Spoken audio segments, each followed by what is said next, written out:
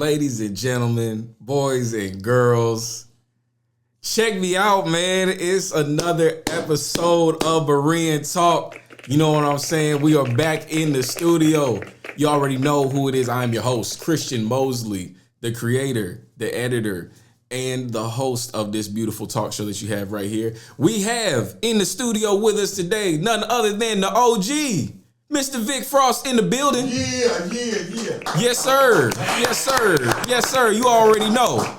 Yes, sir. I'm in here surrounded with those of like-minded beliefs, you know what I'm saying, out here getting it in. And ladies and gentlemen, it's not just me and the OG in here today. Oh, no, sir. No, ma'am. No. We in here with, I told you guys, I said we're going to be doing roundtable discussions. I told you I was going to bring you high caliber conversations. Not just conversations, but conversations with people that's doing work, that's really boots on the ground, that's really in the streets making a difference, that's really fighting for their people, that's really doing, as it's written in the good word, loving mercy and doing justice and walking humbly with their God. So let me introduce you, ladies and gentlemen, to a very special guest, the good brother, somebody I'm becoming friends with, and I'm very honored to have out here, Mr. Casey Gregg. Ladies and gentlemen, give it up. Yes, sir.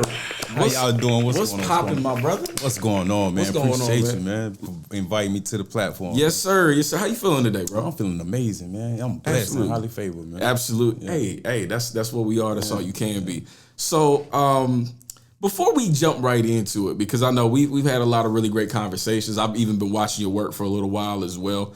But for those at home that may not know, you, sir, are quite the incredible individual, if I must say myself.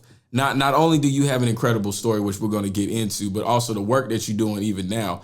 And even now, ladies and gentlemen, let's just address the elephant in the room. We got a brother here in the jumpsuit, right? And I'm not gonna lie, it's very powerful imagery. So for those at home that don't know, do you mind, giving the context for your attire? Yeah. First of all, I am Casey Gregg. For those who don't know the name, but as far as I'm concerned, I'm Casey Moore. I claim the ownership of my father. Okay. So I'm taking his last name by storm. Yes, sir. By force. I'm not asking anybody. So there you go. But I'm a kid that was incarcerated as a juvenile at the age of 17 as a junior in high school. Got sentenced to 20 years in prison. So now I just wear the uniform to bring awareness to it, to make a statement to my experience, and also to bring awareness to not just me but other brothers that's going through the same situation. So, absolutely. Yeah. Absolutely. So yeah, let's start. So you said that, one of the things that we talk about, something I've mentioned on this show, it's talked about a lot in this country, is the real consequences of mass incarceration, specifically when we're looking at Black folks, especially with Black men, and to even be more specific, because I think it shouldn't go without mentioning that the current state of mass incarceration that we have in the United States is a direct legacy of slavery. For sure. It is a direct consequence to that. For sure. And so even with coming from that, having that experience, especially when you're talking about young, that does a lot. Like, can you even, for those that may not know, there's like some really great resources out there. For those of y'all that haven't checked out, I always give you guys books and resources to look at. One of them that really opened my eyes was Michelle Alexander's, what's the name of that book? The New Jim Crow. The New Jim Crow. In the Age of Colorblindness. In the Age of Colorblindness. Yeah. That's the subtitle to that. And when I read, that was probably one of the most mind-blowing, eye-opening, and really like soul-rattling type of books I've ever read. Not just because the information in there was uncomfortable, but it was also, I got family that live this. I got cousins that, even some of them that aren't here, may they rest in peace, some that are still alive that come from that. So could you even speak to, like, what does that mean? What does that look like to be institutionalized as a youth? What is that mean that there's a failure on the youth's part, or is it a failure on society? Is it something that they just thrown into? How does that work? Definitely not a failure for the youth, right? Let's get that first understood. We never, it's a lot of us that want to point the fingers at our youth, our children, and say, hey, these kids are demons. They are this and that to the third. I oftentimes tell people, like, It's a society thing.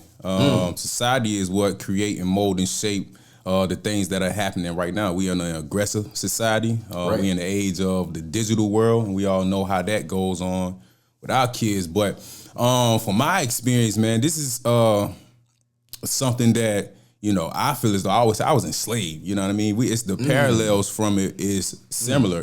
You know, I would tell people I was forced to work 40 hours a week for free. No money. No, this ain't prison industry. This is me getting up, having to go 8 hours a day, 40 hours a week for the remainder of my sentence. So I always tell people I'm 17 and a half years a slave. You understand me? Of free work. So now that I'm out here doing the work, it's like, man, they saying I ain't got no work history when I go apply for jobs. I have no existing or prior work history when I know I've done all this work over the years for, you know, a private owned prison or somebody leasing me out to somewhere else to go do some work. So So that is okay. So that leads me into something I was thinking about as well. Because one of the things that a lot of people don't really understand when you're looking at the United States, one of the things I tell people is that, and some I don't even tell people this because I came up with it. I've heard this from somewhere. Madam President of the ADOS Advocacy Foundation, Miss Yvette Carnell, says this all the time, that America is not a meritocracy. It's a slaveocracy. It was built on slaves. It was built by slaves. And when you look at one of the things a lot of people forget about was the economic contributions that slavery had on the United States, for sure, which goes directly into talking about, just as you mentioned, you're not in there working 40 hours a week because they're just like, hey, just make him work and he'll just get muscular and he'll learn his lesson. Like you might be creating something. You were adding value to a product. You were putting things together. You were adding really profits to a company and to a business. There's real mouths that was getting fed off of you doing it for free.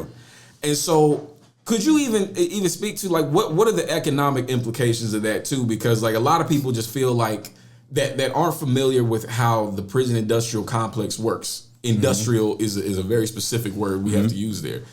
When we look at that, could you even explain to some folks, like, it's not just you going somewhere, sitting in a cell, and then you just get out later. Like, you can't be idle because you're property of the state, as you said. So, could you even break down even more, like, what does that look like, especially being on the inside? Yeah, for me, you know, each prisons are different. It varies from state to state. It varies from state to fed. I did state time, and it was in the state of South Carolina. For us, some of us, depending on the time you had, some of us was forced to work, but I had a violent sentence, which was what we call 85%. I had to do 85% of my time. So I was in a situation where I just had to, you know, work in the cafeteria, like instead of them hiring food service people to come in to cook and prepare the food, they'll outsource it by making the inmate get up and come be the main cook or the sous chef cook or the baker or the dietitian or somebody that cut the big fields, the grass, or you know, they just use the inmates. And it even get to the point where as though the county, they're in cahoots with the county. Like, you know, the county, the state leases the inmates out to the county to do community rec cleanups, to do all these types of things. So you know, they gonna get the monetary value out of that prisoner while he doing the time. It ain't just him just losing the time from his loved ones. No, they gonna actually get the labor and benefit from them by building up whatever they need to be done. So so it's still happening today. Yeah, it's still happening today. It ain't going nowhere. It's just more modernized. And they hide it through what they call criminal justice.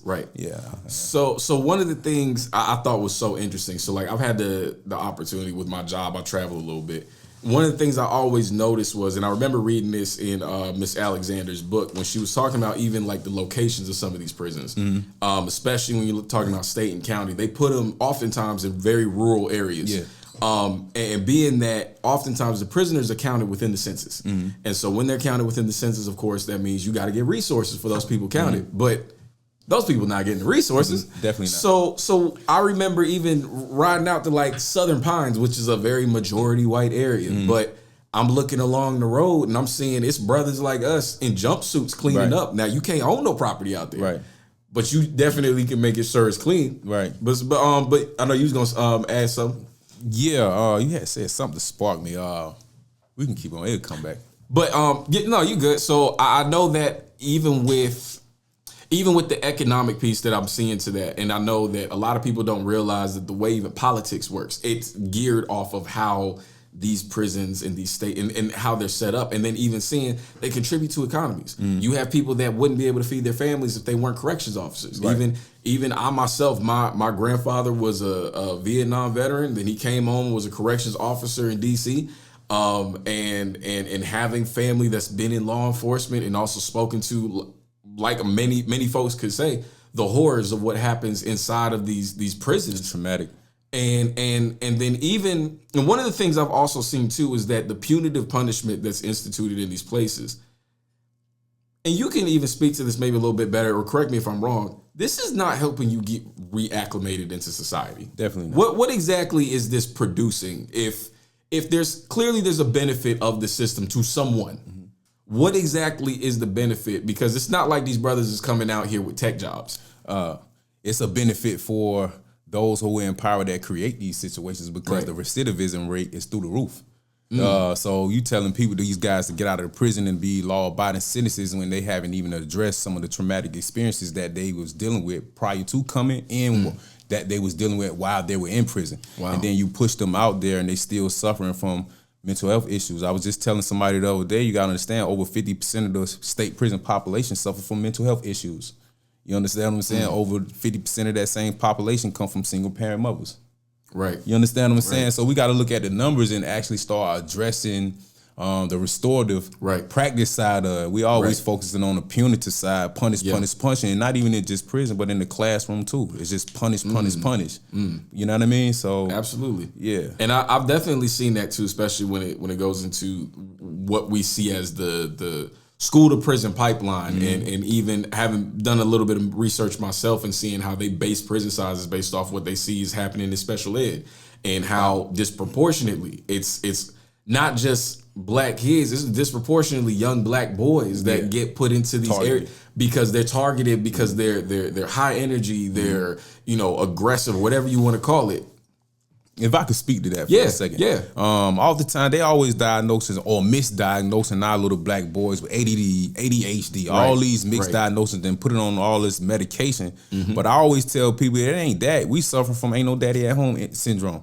A lot of times we missing that guidance, that structure, that discipline, somebody to help us understand and compartmentalize our emotion to still get out there and execute. And we are missing that. We go into the community not understanding our emotions, keeping things bottled in, and then a lot of times we get in trouble. So you gotta understand what we're dealing with. It's a little more deep rooted than, okay, this kid is in the classroom messing around and he's disrupting Johnny.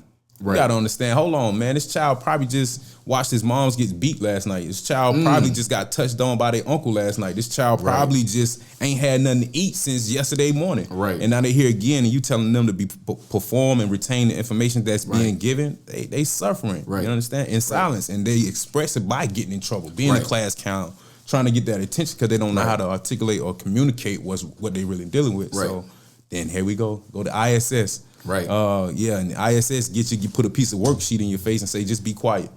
They don't want you to talk. And then we get in trouble in there, we suspend it. Our idle mind is a double workshop. We at the crib, mama at work, daddy ain't home, idle mind, get and then that lead to all type of other things. So you know how that go. Absolutely. It sounds like, I think this is one of the things I talk about often too, because it sounds like often these symptoms that we see in our communities, like you mentioned, the acting out in different ways, and then even the violence and the perversion that happens so often, it really is like a generational curse that's happened with our people, where these cycles keep reoccurring.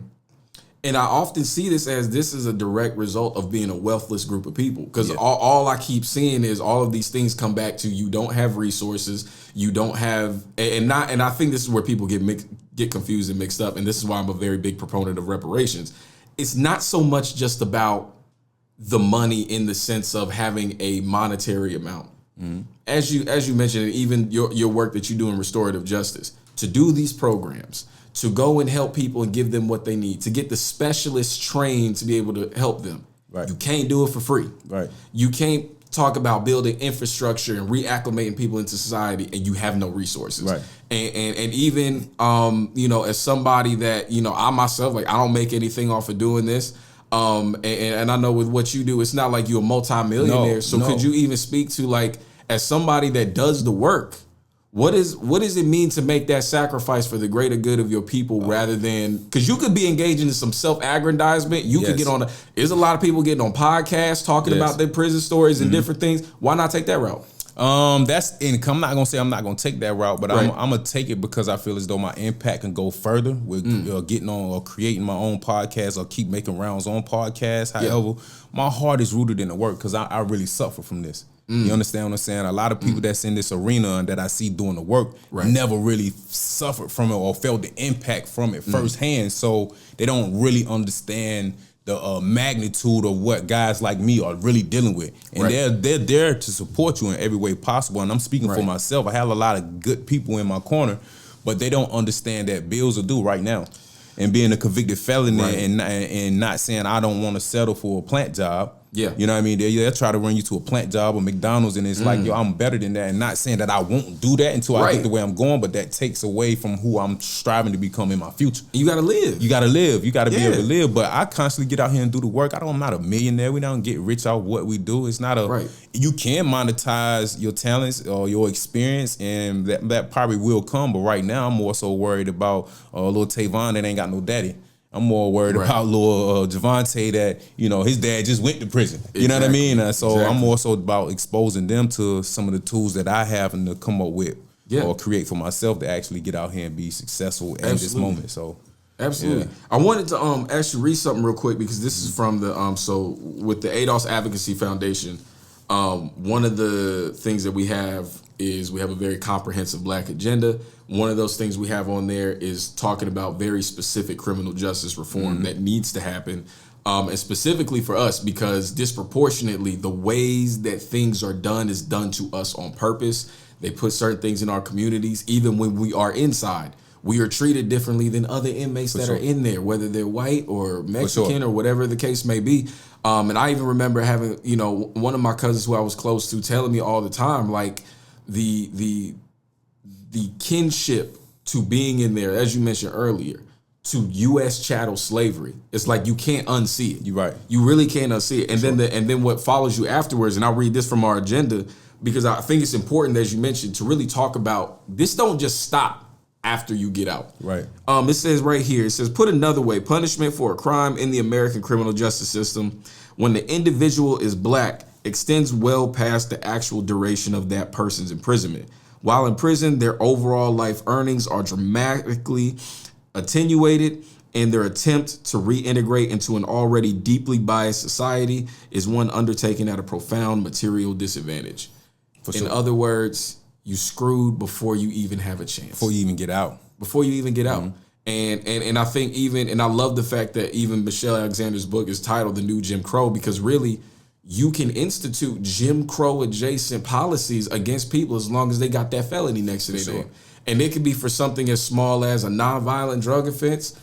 We got, you know, right now we got marijuana laws changing everywhere. It's people making a whole lot of money. It's not us. Right. Washington, D.C. But we majority in prison for the distribution of marijuana, but we ain't making no money of it now. Absolutely. And now they're coming out with all these different studies of how the medicinal benefits are coming out and all these other things.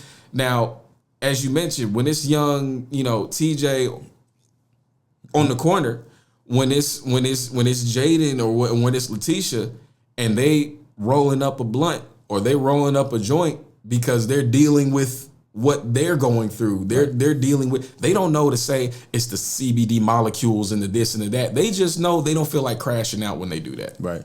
But let the young white girl with epilepsy up in Colorado have something going on. Let the young kid with anxiety that goes to Pine Forest High and let them have, we got drops, we got gummies, we got all them things. But let your child get caught with a dime bag, it's over for you. Yeah, for sure. Same thing. Man, I saw that so much too throughout my prison bed. I got on a mission, man. I was like, man, what you did? I used to ask the white guys that would come in, what you did?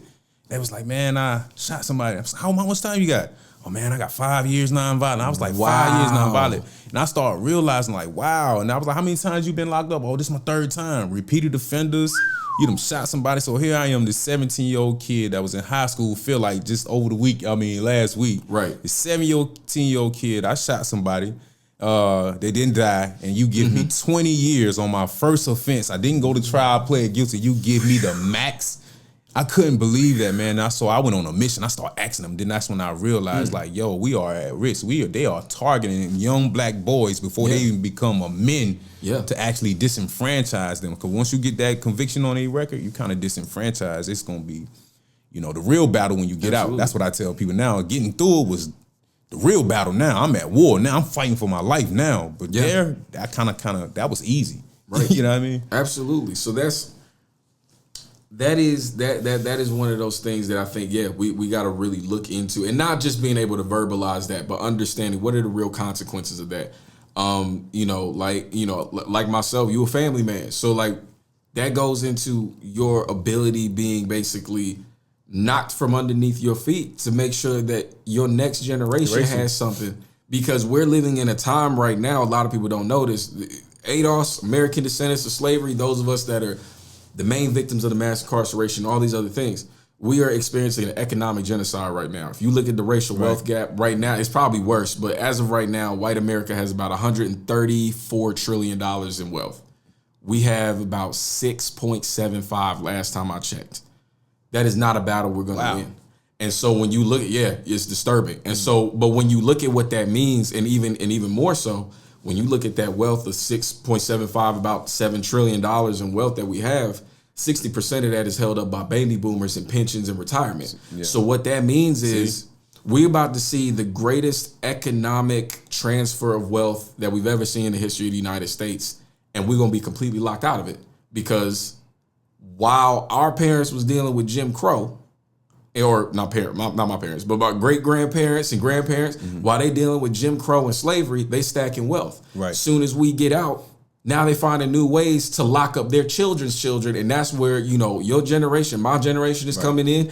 And then even when we met, it was at a juvenile detention center. Right. They getting our kids now. Yeah. So even the what, like, could you even speak to like what is the urgency needed to really focus in on this? Because I think people kind of feel like we can make slow incremental change, and then there's like kind of like what Dr. Martin Luther King Jr. was doing, which is like the justice delayed is justice denied. For sure. So how do we get people to kind of start seeing that too? Because that's something that frustrates me to this day, because you hear a lot of complainers amongst us in our own community. You hear a lot of, but it's no action based or solution based movement going on, things that are practical. For some reason, with us, we just dealing with a trust thing. We don't like to unify on one common front. We like to bicker out loud in front of everybody instead of going behind closed doors, working out our problems and to agree with the whole so we can still get to where we're going. So I would just tell people, man, we got to redefine our minds. We got to adjust our mindset, educate ourselves on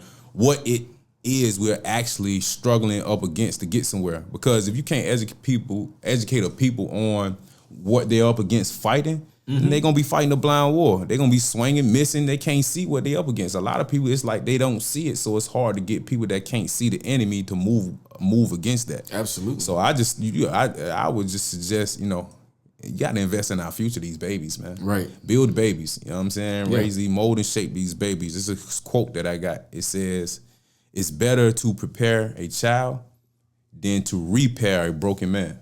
And I run into a lot of older, no disrespect, but a lot of older generation, either they don't want to break the mold because they content and complacent, or they feel like they defeated already because everybody who rose up to try to fight back got assassinated or went to jail forever. So it planted psychological fears in them, and now they paralyzed, and they pass that on down. So, and just keep investing in our babies, molding and shaping our children to fight that fight to get us the way we're supposed to go in the future. So yeah, for sure. So I wanted to ask even a question even with that too. So when you because you just mentioned it too, or not too long ago, but when you're even talking about with the leadership, because it is a lot of infighting. It is in a lot of ways. I have issues with really getting to the real white supremacy, because I got to fight my own people first before I can actually get to the real enemy. Greatest battle, fighting your own people. So what? Because one of the things I've noticed too is sometimes there can be a generational gap. Sometimes it's not so much a generational gap. Sometimes it's an education gap or an experience gap, because you got folks that, you know, the proverbial house Negroes that like, they don't care about what someone like you might have went through, and they're like, well, maybe you should have made better decisions. Yeah. At what point do we sit down to realize like it doesn't matter? Right. We're all getting screwed over in different ways. Mm-hmm. And a lot of people don't realize, those that are doing well, you 2 paychecks from being my brother right here. You a paycheck from being me. For sure.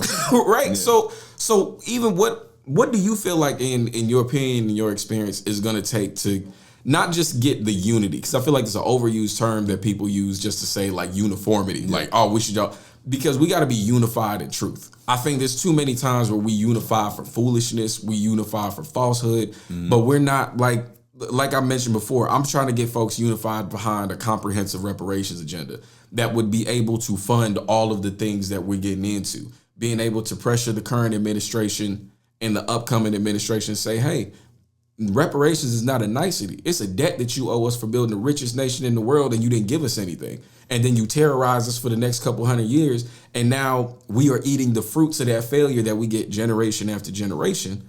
So that's the thing that I want to get people unified behind. But more importantly, and I think this is why I loved having you here for this conversation, getting the money is great, but we got to know what we're putting it into. So we need folks like yourself. And I even wanted to even ask you this to maybe you could explain this a little bit better. When we talk about restorative justice and even a lot of the work that you do, what comprehensively, what does that mean in terms of doing that work, who you're advocating for, and who are the people that need these services? Because let's say they cut the reparations check tomorrow. We got to build institutions, but we got to know who are these people that are even in need of this. So would you be able to speak to that? Man, that's a loaded question, bro. Hey, give it to me. Yeah, that's a loaded question. But what I will say, you asked a lot of questions for one. I got you. Yeah. I can repeat some if you need. Yeah. But what I will say, when it comes to restorative, I'm gonna talk about what I do for my part. Gotcha. And as far as me giving back and trying to create a spark that'll last a long time. Restorative justice component, man. Like all I can do is say, man, we got to get out here, get people trained in certification of restorative, because if you do not restore the value in our people, the self-worth in our people, we dealing with self-defeated thinking, distorted thinking. We don't even understand our value, but you're talking about giving up people this type of money with reparations to do what with it when they don't have an education on finances, to do what with when we don't understand entrepreneurship or understand how to invest and diversify our portfolio to establish generational wealth. So it's hard to have these conversations with people who are not economically sound to even invest into a thriving economy. It's thriving. I'm not going to sit here in front of it. This country is built off capitalism. They booming. Yeah. So they thriving. So I think it's more so with black folks, like I always got to say, education, until we re-educate ourselves on how to utilize these monies. We still going to have these same problems. The money can help until we know how to spend and invest these monies. The money's not going to do nothing. We got $6 trillion. We can do something with that. If it was a money thing, you understand what I'm saying? You got all these celebrity people, all these people in position, billionaires, they haven't built, they're not building schools, so it can't be a money thing. It got to be a mindset thing. It got to be an education thing. It got to be some fear somewhere that's keeping people in position to formulate a super organism to create the institutions that we need to thrive as a people. And for us not to come together and do it, then it got to be some type of psychological trauma, fear, something's going on. So it's kind of, that's why I say it's a loaded question. It's easy to say, do this, do that, you can do this. No, we got to fix that mindset. We got to reprogram.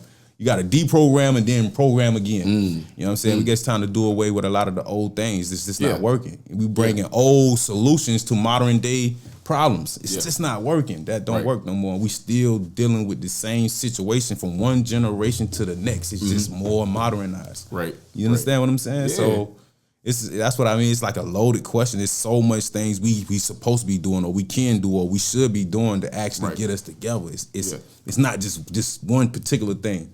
It's hitting on all facets. The households are empty, ran by our women, our mothers. I do the community work. When I'm going to these kids' house, ain't nothing but women and the children in there. You understand what I'm saying? So when you leave your women and your children to fend for themselves, then how can you tell a nation to rise up and do what they got to do when ain't the man ain't? We got to get the men in line first. It's an order. It's a natural order to this thing. The nation can only rise. Our nation will rise no higher than we elevate our women. You understand what I'm saying? She's the first teacher of man. Literally. There you go. You understand what I mean? Until Absolutely. black folks start elevating the first teacher of man and restoring value in her by getting us right, then we gonna suffer because our babies having these women having our babies and we leaving them and they sitting there telling them to raise the babies and now we looking at them, same women. You know how we treat our women?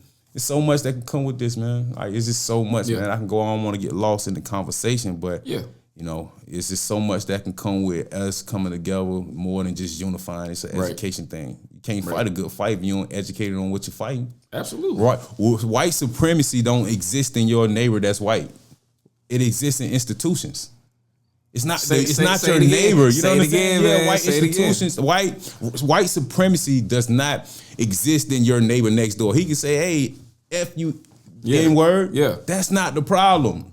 The white supremacy exists in these institutions like mass incarceration. You know what I'm saying? Like the education system, like the banking system, like these institutions that's constantly denying us access to education, economic gains. They constantly denying us from so much things. So that's just a loaded question, bro. We got to organize amongst ourselves, build institutions ourselves, and start actually being some people that can compete with the world. Right now, we'd rather go get them Louis and Gucci's, and you know, it's just hard. That's a loaded question. I would say I definitely agree. I say I would push back on one part, which is and I only say this because when I look at the data of our economic landscape.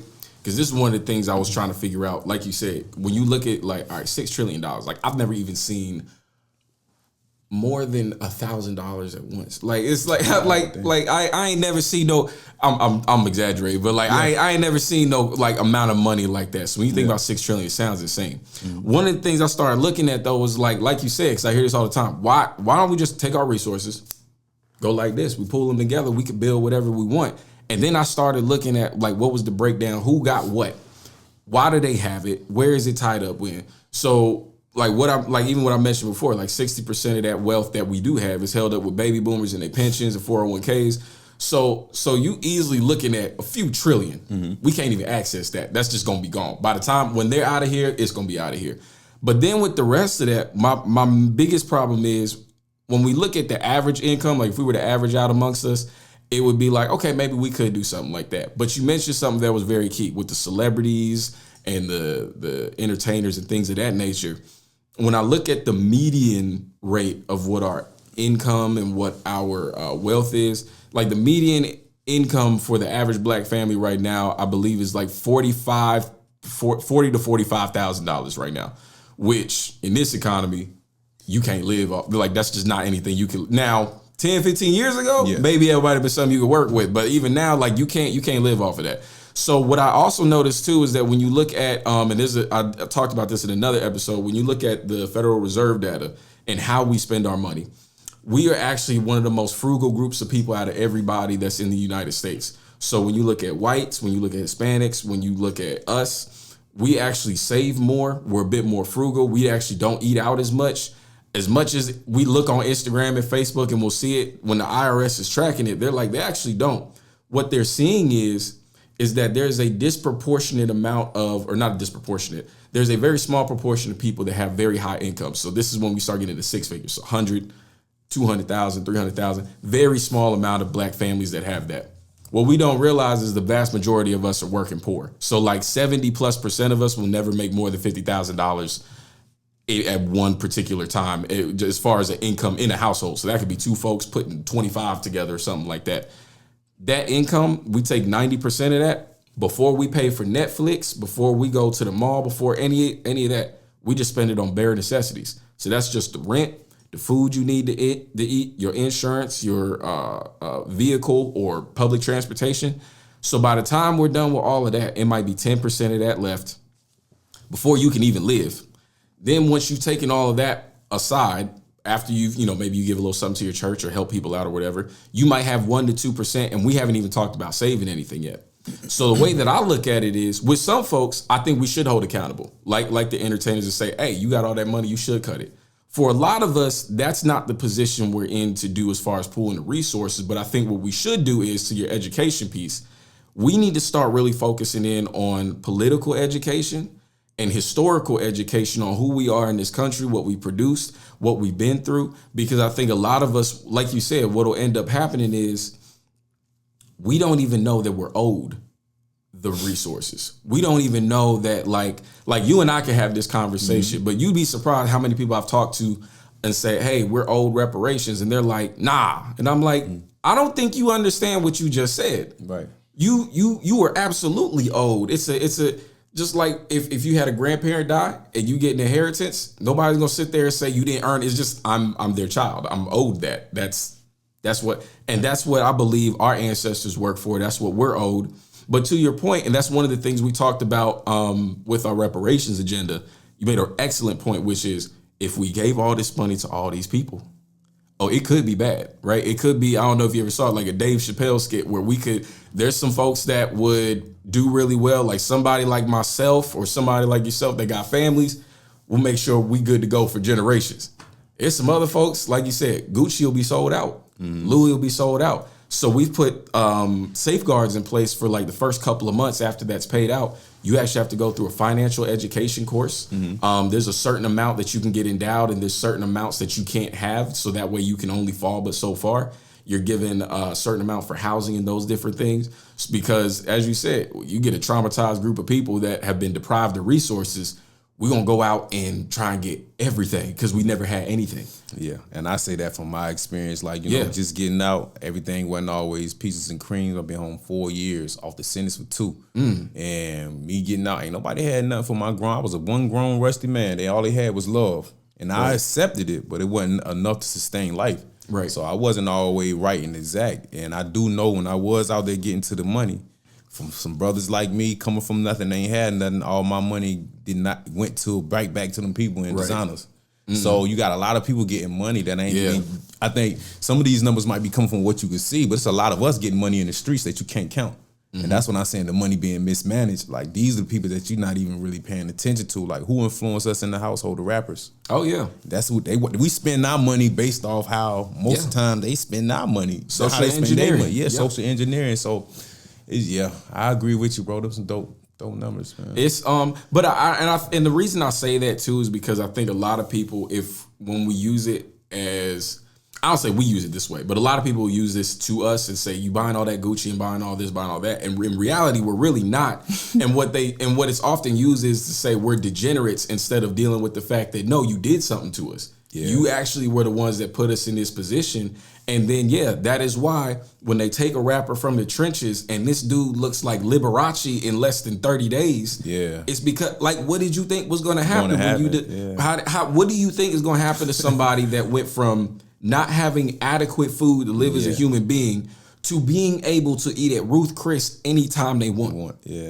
It's going to do something to you. Let alone the houses and the cars. And then because we as a people, and this is what I realized too, so I work in the construction materials industry. I work with a lot of white people that's doing general contractors and all that. We as a people don't really know what wealth looks like. Right. Man, there's so many just regular white folks, Latinos walking around, whole millionaires. You never know. As soon as we start making 6 figures, you see it on Facebook and Instagram from 3 miles away. Yeah.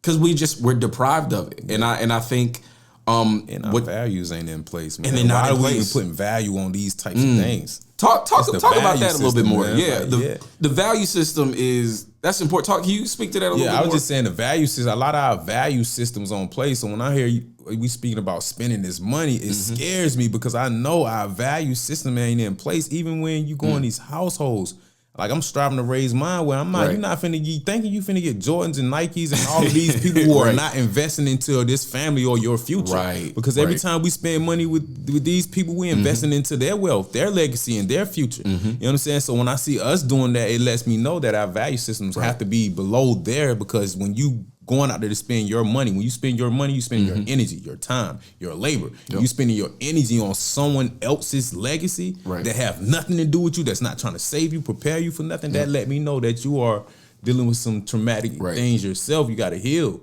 what I'm saying? So you just got to, I don't know how these things will play out if that was to happen, but man, we got to do some healing, brother. Like we got to do some healing. That we are some traumatized, hurt people. And we being demonized for being traumatized, and our own people will demonize us for being traumatic people. Absolutely. Households are at war. The mother and the father. It's like someone in that when you get somebody pregnant, and somewhere in between that time before that baby get here or right after, the household for some reason breaks up. Yep. Every homeboy, and they not parents not still married. It's like, when did they break up? They got that story. Like, I don't even remember. Like, so we gotta just thought about that, reestablishing the value system, understanding like, these types of things, because get that kind of money, man, we'll be right back in that situation a few years later. Absolutely. But, I mean, it takes work, and I think one of the things, this is something I talk to my wife about all the time, is that we say things as a people, and I hear people say it generically, especially like, I hear a lot of people in the church background talk about breaking generational curses and those types of things, which I'm all for. I think even as a people, we got a lot of them. Here's the problem, though. People think that means identifying what it is and then being able to say that's a generational curse and somehow it magically goes away. That's not how it works. It takes work.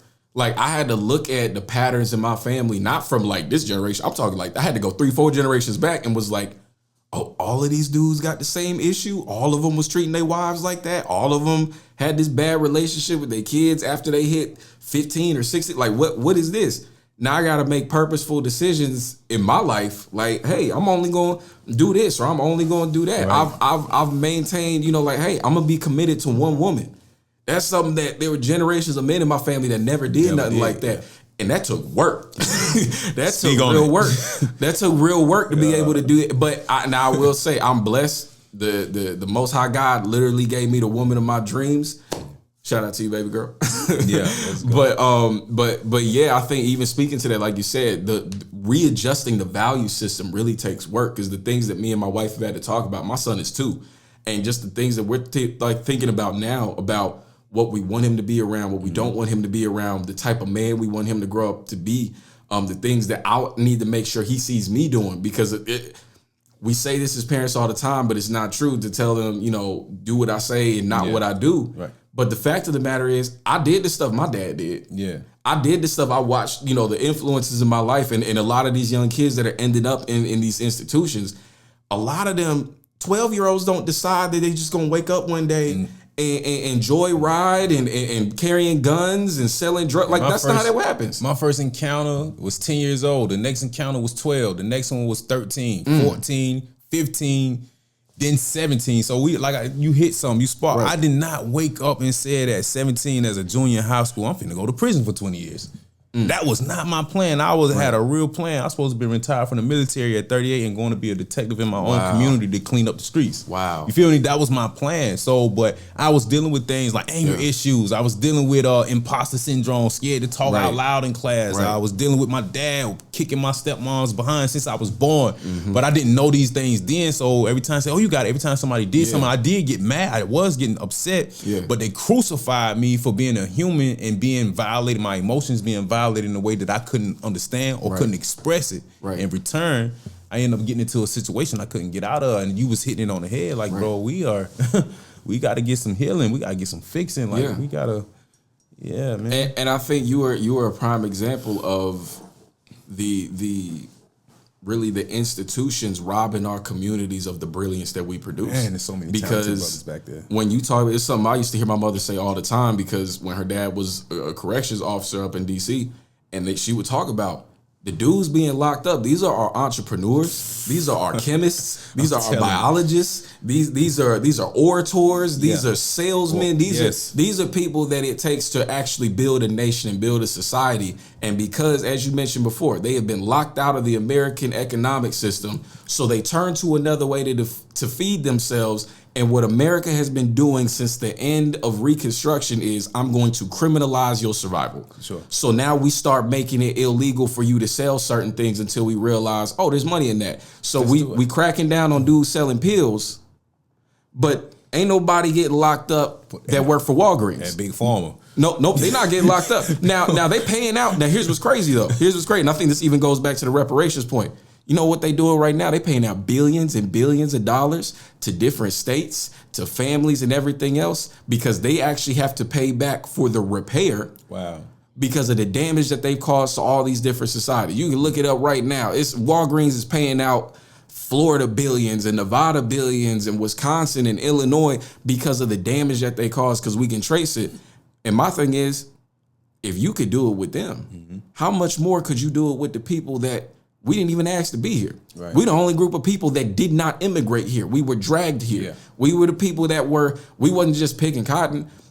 We designed Washington, D.C. It was an architect, Benjamin Banneker, that designed that. We had geologists, we had astronomers, we had all the people it takes to really do those things. The people that was growing rice in South Carolina, they went to, I believe it was Sierra Leone and got slaves from over there because they cultivate rice.